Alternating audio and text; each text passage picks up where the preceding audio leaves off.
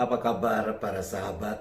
Senang sekali Tuhan masih terus memelihara kita dan kita boleh bertemu lagi di dalam anamnesis episode 47. Mari kita nikmati a shelter in the time of storm.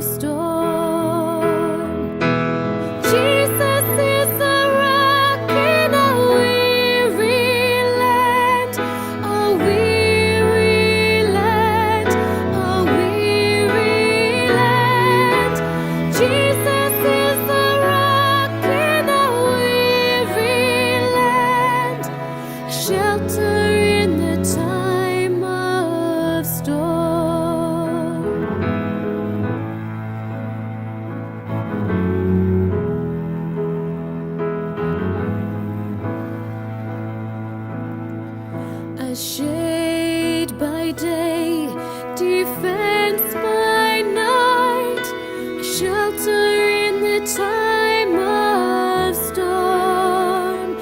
No fears, alarm, no foes affright, shelter in the time of storm.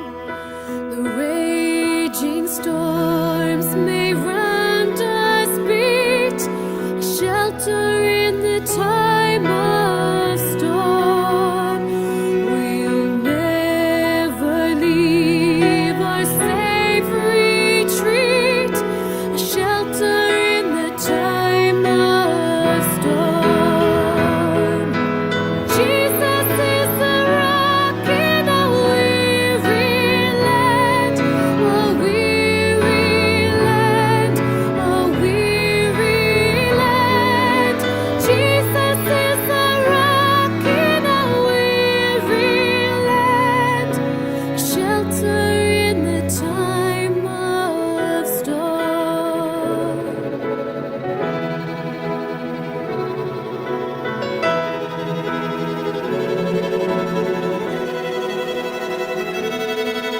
O rock divine, O refuge dear, a shelter in the time of storm. Be thou our helper ever near, a shelter in the time of storm. Jesus is the rock in a weary land, a weary land, a weary land. Jesus is the rock in a weary land, a shelter in the time of storm.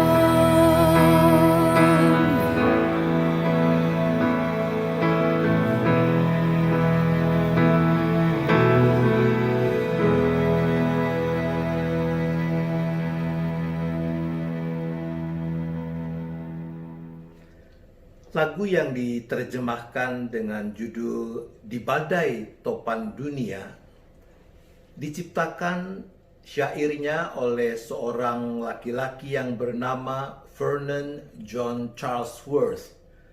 Vernon, putra dari Thomas Charlesworth, dia dilahirkan pada tanggal 18 April 1838 di Essex, Inggris.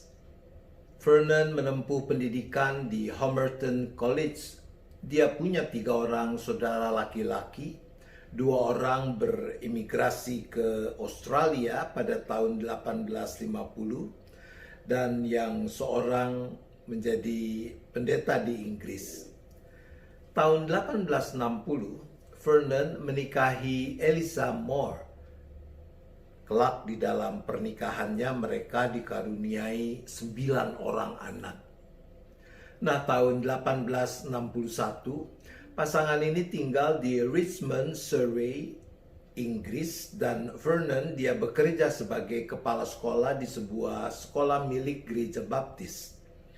Tahun 1864, Vernon menjadi pendeta pembantu yang melayani bersama dengan pendeta Newman Hall di gereja Surrey Chapel. Tahun 1869, Vernon ditunjuk sebagai kepala sekolah di rumah yatim piatu Charles Spurgeon Stowell di Lambeth dekat kota London, di mana ia tinggal sampai akhir hayatnya. Seperti bisa diduga dari namanya, rumah yatim piatu Charles Spurgeon Stowell didirikan oleh Charles Spurgeon yang pada zamannya dijuluki pangeran para pengkhotbah karena khotbah-khotbahnya yang luar biasa.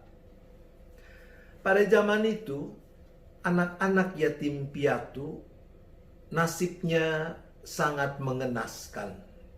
Mereka mendapat perlakuan yang tidak baik. Biasanya anak-anak yatim piatu ini dimasukkan ke tempat yang disebut poor houses, rumah kaum miskin. Tempat-tempat itu sebetulnya adalah gudang-gudang yang tidak layak dijadikan tempat tinggal. Nah, anak-anak yatim piatu itu di sana dipaksa bekerja sebagai ganti biaya tempat tinggal mereka.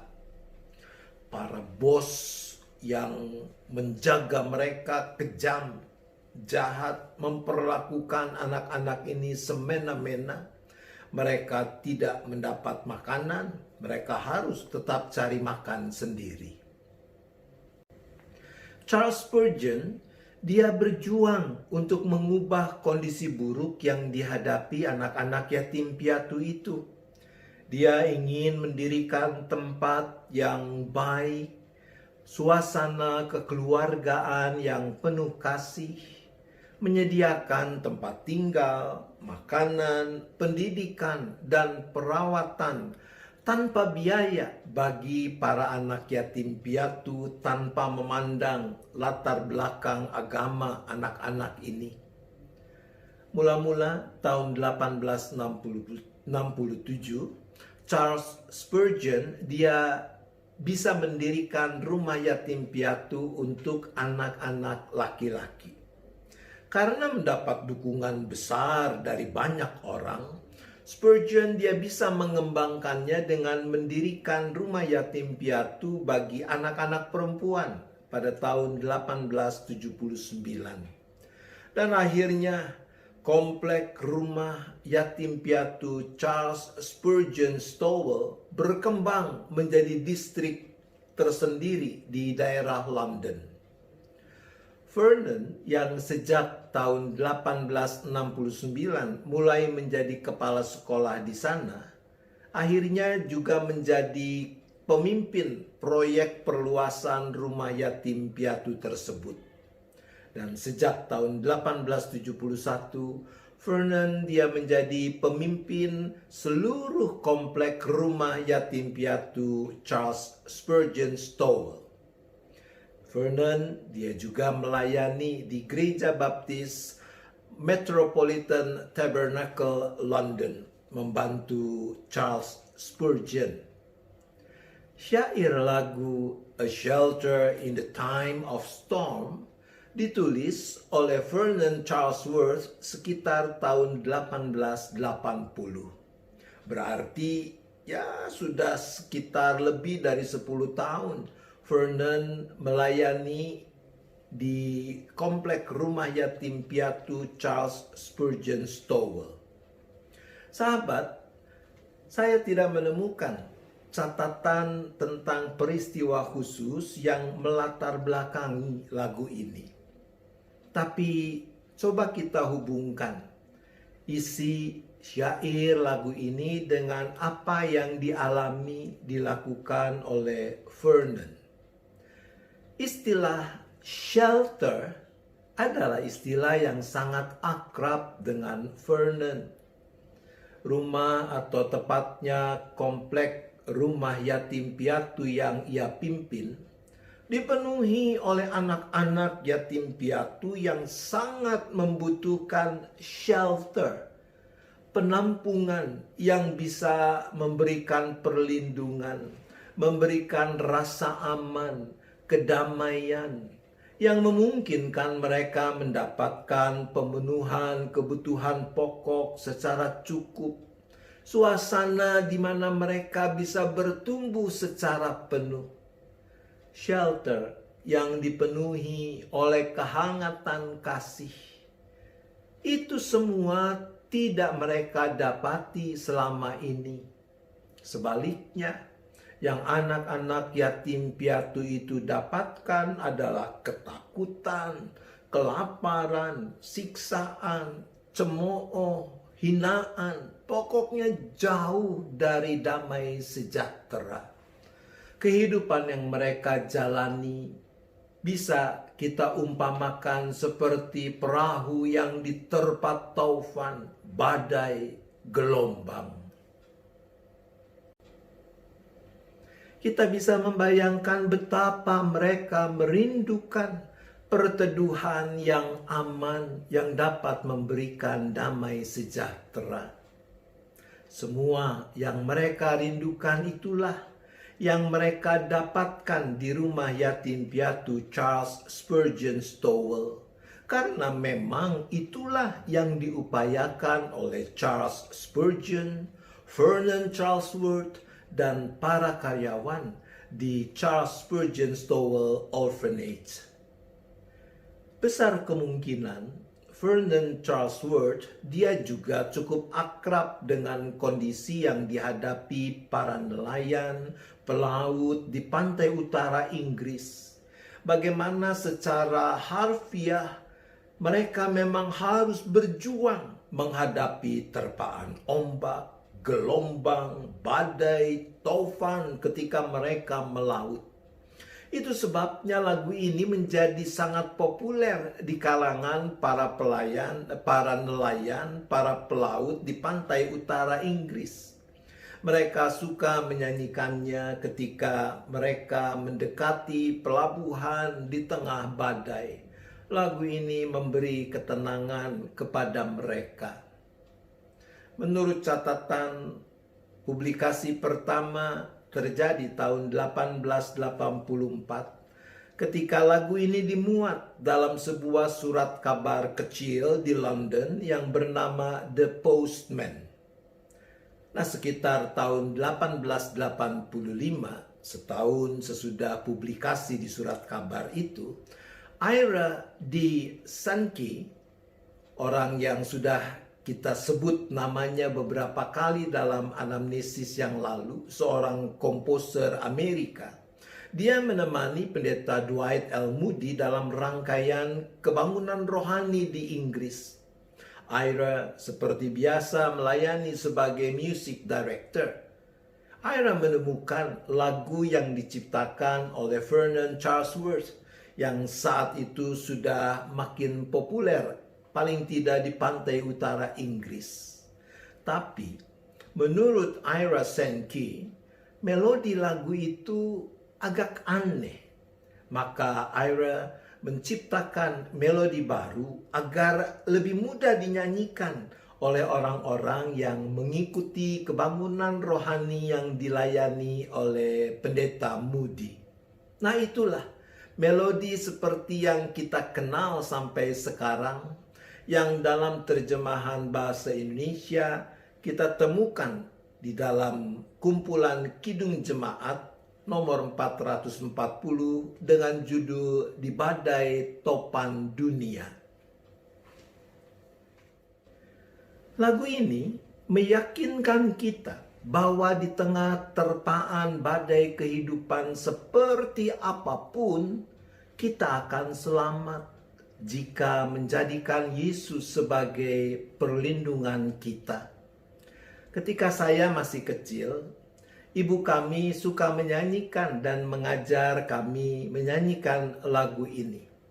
Nah, yang saya ingat adalah kalimat refrainnya yang berbunyi, "Ya Yesus batu karang keluputan, keluputan, keluputan. Ya Yesus batu karang keluputan."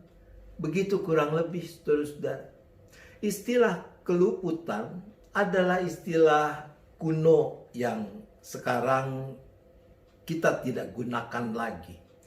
Tapi menurut saya maknanya sangat kuat.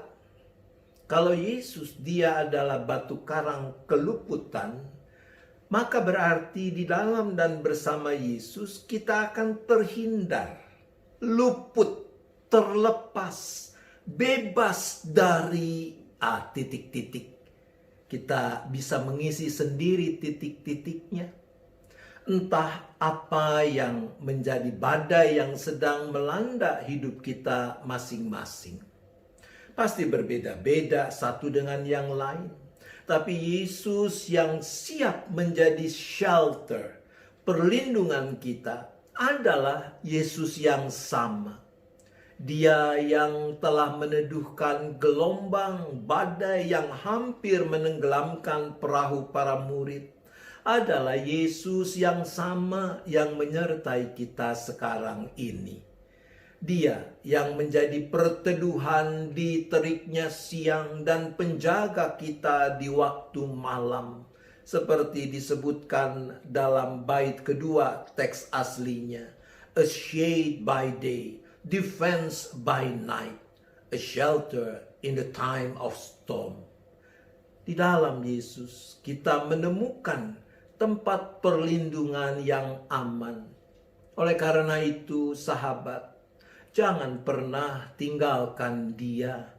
Bersama pemazmur, mari kita berseru, "Pada Allah ada keselamatanku dan kemuliaanku, gunung batu kekuatanku, tempat perlindunganku, ialah Allah." Mazmur 62 ayat 8. Mari kita berdoa.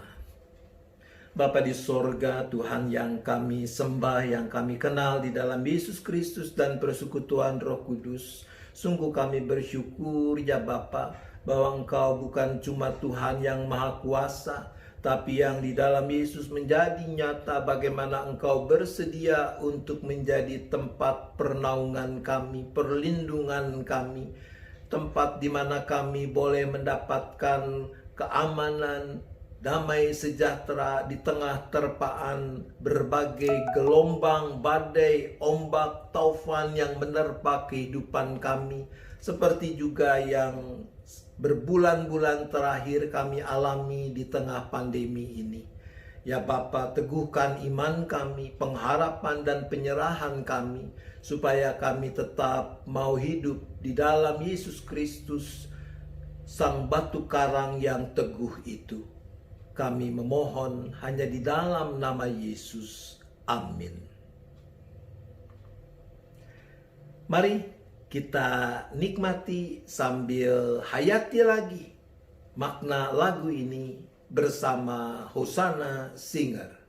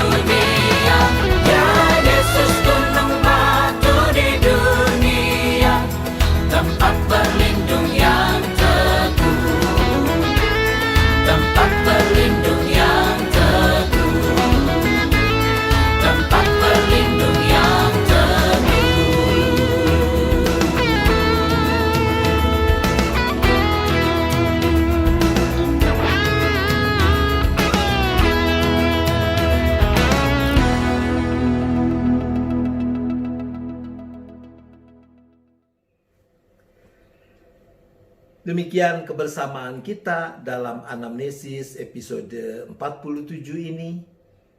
Tuhan tetap beserta dengan kita semua.